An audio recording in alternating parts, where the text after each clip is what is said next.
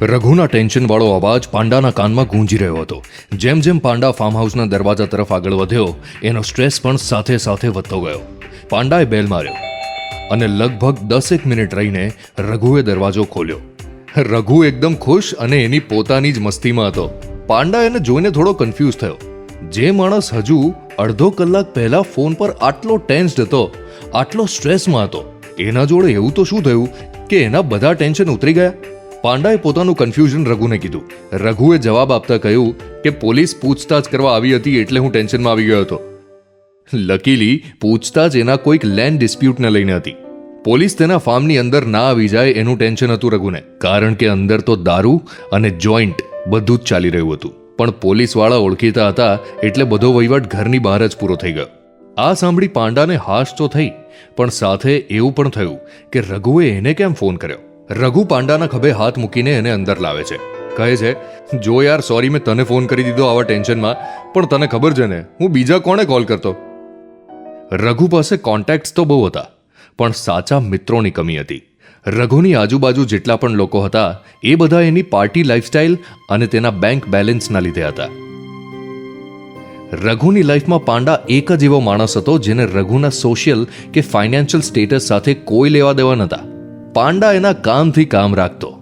તને ખબર છે પાંડા, આ શહેરમાં એવું કોઈ પણ નથી જેને હું ખરીદી ના શકું, અને તેમ છતાં તારા જેટલો ફ્રેન્ક અને ઓનેસ્ટ માણસ મને આજ સુધી નથી મળ્યો, રઘુ બોલ્યો.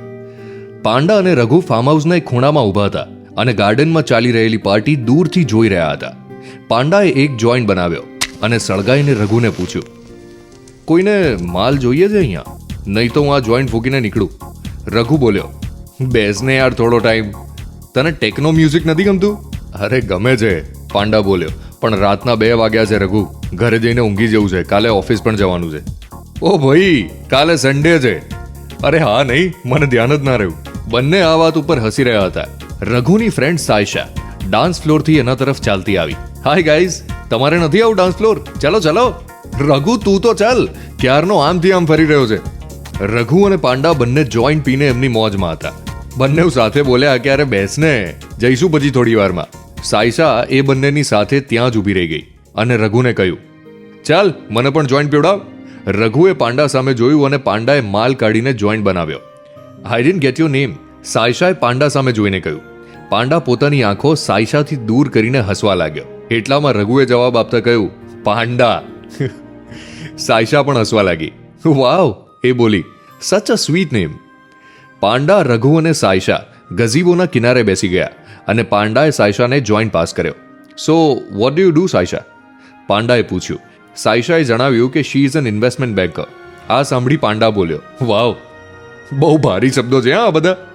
આઈ વિશ મને ફાઇનાન્સીસ અને સ્ટોક માર્કેટની દુનિયા સમજાતી હોત. થોડા ઘણા પૈસા તો હું પણ બનાવી લેત. પાંડાએ એની વાત કન્ટિન્યુ કરી. આઈ વિશ હું પણ તમારા લોકોની જેમ સ્માર્ટ હોત. રઘુ ક્યાં સ્માર્ટ છે? સાયશા બોલી. રઘુ બી હસી પડ્યો. સાયશાએ હસતા હસતા કહ્યું, બધા જો આટલા સ્માર્ટ હશે તો મારા પ્રોફેશનમાં બહુ સ્કોપ રહે જ નહીં.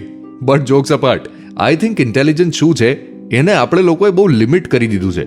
હું એવું માનું છું કે કોઈ પણ કામ કેમ ના હોય, એમાં એક લેવલનું ફોકસ અને ઇન્ટેલિજન્સ ઇન્વોલ્વ હોય જ, સાયશાએ કહ્યું. રઘુ અને પાંડા બંનેના મગજમાં સાયશાના આ વિચારો દોડવા લાગ્યા. આવું બહુ ઓછા લોકો વિચારતા હોય છે, પાંડા બોલ્યો. ઇટ્સ ટ્રુ કે દરેક કામમાં ડિસિપ્લિન જોઈએ. શિદ્દત વગર કરેલું કામ અધૂરું જ ગણાય. શિદ્દત કેટલો સરસ વર્ડ છે નહીં? આઈ લવ ઉર્દુ. ઇટ્સ સચ અ બ્યુટીફુલ લેંગ્વેજ, સાયશા બોલી. આ બધી વાતમાં રઘુ પાંડાને જોઈ રહ્યો હતો. રઘુએ આની પહેલા ક્યારે પણ પાંડાના ચહેરા પર સ્માઇલ નહોતી જોઈ. રઘુ એક ડ્રિંક બનાવવા ગયો અને સાયશા અને પાંડા ત્યાં જ બેઠા રહ્યા. જોઈન્ટ ચાલુ હતો અને પાંડાએ સાયશાને પૂછ્યું કે જો એને સ્ટોક માર્કેટમાં ઇન્વેસ્ટ કરવું હોય તો એને મદદ કરશે. સાયશાએ કહ્યું, મારા કંપનીના કોન્ટ્રાક્ટ પ્રમાણે તો હું એવું ના કરી શકું, but I can definitely guide you. પાંડાનો બીજો સવાલ તૈયાર જ હતો. મારી પાસે જો કેશ હોય તો એને કોઈ ચેનલ થ્રુ ઇન્વેસ્ટ કરીને બ્લેકના વ્હાઇટ થઈ શકે? સાયશા સાંભળીને હસી પડી. You are so funny Panda. હા, એવું ઘણા બધા લોકો કરતા હોય છે, પણ એવું કરવું બહુ જ રિસ્કી છે. તું જે કરી રહ્યો છે ને એના કરતાં પણ વધારે રિસ્કી છે, કારણ કે પૈસા એવી વસ્તુ છે જે એના નિશાન બધે જ છોડે. તું જે મિનિટે એ કેશને ડિજિટલાઇઝ કરે એ જ મિનિટે તારો ભાંડો ફૂટી ગયો સમજ. એવું કેમ? પાંડાએ પૂછ્યું. Do you have an email ID? સાયશાએ પાંડાને સામો સવાલ કર્યો. પાંડાએ ના પાડી. ઓકે, સો બેઝિકલી અત્યારે ઇન્ટરનેટ પર તારો કોઈ પણ ટ્રેસ નથી, રાઈટ? તારે કોઈ પણ અકાઉન્ટ ઓપન કરાવવા માટે પર્સનલ ડિટેલ્સ આપવી પડશે અને તને જોઈને એવું નથી લાગતું કે તું એવું કરીશ.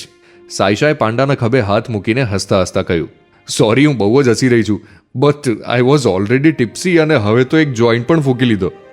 એટલે ગુસ્તાકી માફ પાંડા સાહેબ. પાંડાએ તરત પૂછ્યું, તો શું ઓફશોર અકાઉન્ટ નહીં ખોલાય? ઓફશોર અકાઉન્ટને ઓફશોર કેમ કહેવાય છે ખબર છે? જે લોકોના પગ અને બેલેન્સ જમીન ઉપર ના ટકતા હોય. આ સાંભળી પાંડા પણ હસી પડ્યો. પાંડા ખાલી હસી પડ્યો કે પછી સાયશાના પ્રેમમાં પણ પડ્યો? મિર્ચી પ્લસ પર તમે આ વાર્તા સાંભળી રહ્યા છો મારી એટલે કે કૃતાર્થની સાથે. પાંડા અને સાયશાનું મળવું અને એમના બે વચ્ચે થયેલી વાતો કયું રૂપ ધારણ કરશે ખબર પડશે નેક્સ્ટ એપિસોડમાં, ઓનલી ઓન મિર્ચી પ્લસ.